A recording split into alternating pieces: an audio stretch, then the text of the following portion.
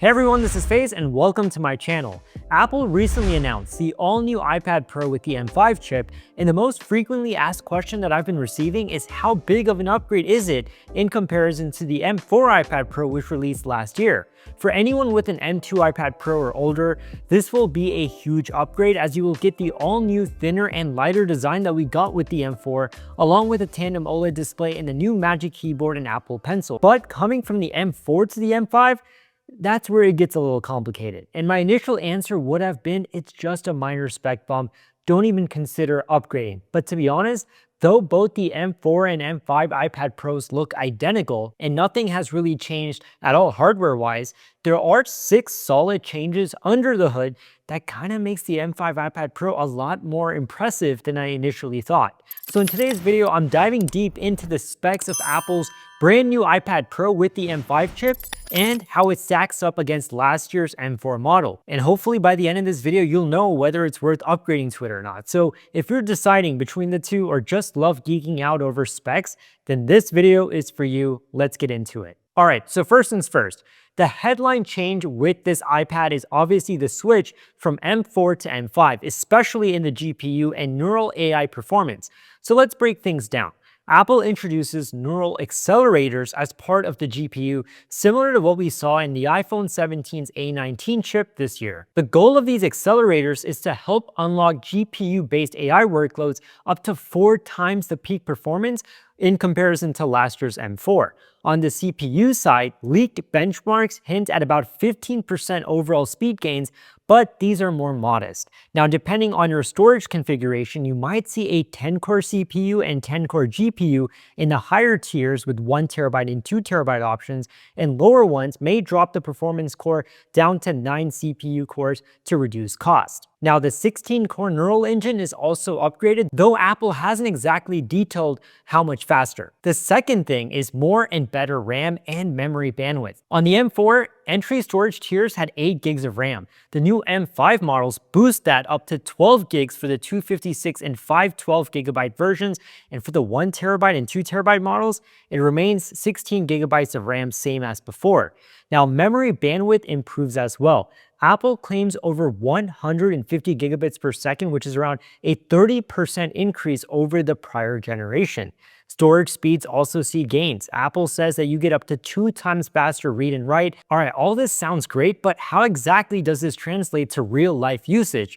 Well, these changes help with multitasking, complex workflows, and handling of heavier AI or video workloads, especially with iPadOS 26's more robust windowing system. For casual users, to be very honest, you're not going to find a big difference. Heck, for just content consumption in general, you won't even find a big difference if you jump from the M2 to the M5. But for those who use their iPad as their creative tool of choice or their main productivity tool, then yes, the new specs of the M5 iPad Pro are very impressive. Now, the M4 is still no slouch. It's still extremely powerful for most people, but the M5 takes it at an all-new level. The third thing is regarding charging. For the first time ever in iPad history, the M5 iPad Pro supports fast charging, and Apple claims that you can get up to 50% charge in just 35 minutes when you're using a 40-watt dynamic power adapter or any USB-C adapter capable of 60 watts or more. And no, the previous M4 and earlier iPad Pros did not support this, and I'm someone who literally lives and breathes on the iPad Pro. It's my main computer where I also edit all my videos and do a lot of design work for clients. Plus, I travel a lot, so the ability to fast charge my iPad is quite essential. The fourth thing is the new modem. The M5 iPad Pro is now only the second Apple product to use the C1X modem. The iPhone Air was actually the first. And Apple claims that you get up to 50% faster cellular data performance versus the prior modem. Now, I did an entire video last year going over how getting cellular data on the iPad is a must if you travel a lot and use your iPad as your main machine. And more interestingly, if you are like me and you use cellular connectivity heavily, the M5 model may consume up to 30% less power than an M4 in the same conditions, which means better real-world battery for cellular use. I just love how Apple, while keeping the battery size the exact same, makes their chips and modems so much more power efficient that you get even better battery life than ever before. I love it. Now, the fifth thing is the all-new wireless chip. The new iPad Pro gets Apple's N1 chip, first introduced with the iPhone 17. That brings Wi-Fi 7 support versus Wi-Fi 6E on M4. Plus, you get Bluetooth 6 up from 5.3 and Thread support. Apple also highlights improved performance on 5 GHz networks and more reliable connections when you do things like personal hotspot or AirDrop, for example. And lastly, one of the more exciting upgrades for creative pros like me is that the M5 iPad Pro supports driving external displays at up to 120 Hz. Also new is adaptive sync for external displays, which reduces latency and smooths out motion, which is very helpful in video editing, design work, and other very graphics-intense tasks. Now, whether this hints at a future 120 Hz studio display from Apple is up for speculation. All right, now let's quickly just go over what didn't change but still matters with the new M5 iPad Pro. The M5 version retains the same 11-inch and 13-inch dimensions and looks, like I said in the very beginning, identical to the M4. The display is still the same beautiful Ultra Retina XDR display. The cameras are also the same, even though there were a lot of rumors that the M5 iPad Pro would get an all-new second front-facing camera, but nope, we didn't get that. Also, Apple kept the same pricing as well, starting at $999 for the 11-inch and $1299 for the 13-inch, and even the accessories, both the Pencil Pro and the Magic Keyboard, are all compatible and unchanged, which means that if you do upgrade from the M4 to the M5, all your current accessories and cases will work with no issues. But here's the thing, not every upgrade will matter to everyone. Let's break down which changes are more likely to be a noticeable one and for whom. Let's start with features you'll definitely see in day-to-day use.